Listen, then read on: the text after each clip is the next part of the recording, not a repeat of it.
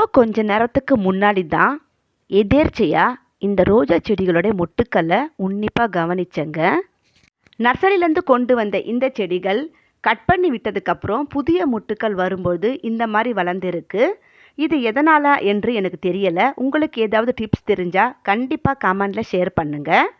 நர்சரியிலேருந்து கொண்டு வந்த உடனேயே இந்த செடிகளுக்கு உரங்கள் கொடுக்கக்கூடாது. நானும் எந்த உரமும் கொடுக்கலை. சரி, இதில் பூக்கள் வந்ததுக்கப்புறம் பார்க்கலாம். இந்த ஆக்சிடஸ் ட்ரையாங்கிள் பட்டர்ஃப்ளை பிளான்ட் பாருங்கள். நைட் ஆன உடனேயே இந்த இலைகள் எல்லாம் மூடிக்கொண்டு தூங்கி கொண்டு இருக்கும். பூக்களும் அதை மாதிரி தான். ஆனால் நாளைக்கு காலையில் பார்க்கும்போது நல்லா ஃப்ரெஷ்ஷாக அழகாக தெரியுங்க. ரோட்டோரத்துலேருந்து கொண்டு வந்த இந்த சாமந்தி 2 நாளில் நல்லா ஃப்ரெஷ்ஷாக வளர ஆரம்பிச்சிடுச்சு. அதே மாதிரி பிடுங்கி வச்ச பால்சம் செடியும் நல்லா வளர்ந்துக்கிட்டு இருக்குது. இந்த ரோஜா செடியில் பாருங்கள் எந்த அளவுக்கு துளிர்கள் வளர்ந்துருக்குன்னு.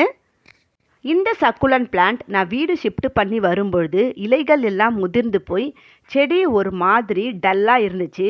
ஆனால் இப்போது எல்லாமே புதிய கிளைகள் விட்டு ரொம்ப அழகாக அடர்த்தியாக வளர ஆரம்பிச்சிடுச்சுங்க. இதனோட இலைகளே முட்டுக்கள் மாதிரி அழகாக இருக்கும்.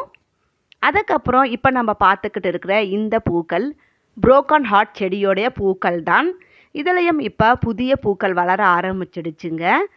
பழைய பூக்களும் இன்னும் உதிராமல் அப்படியே பிளாஸ்டிக் பூ மாதிரி இருக்குது. இந்த செடியில் வர பூக்கள் கிட்டத்தட்ட 1 மாதம் வரை அப்படியே ஃப்ரெஷ்ஷாக இருக்குங்க.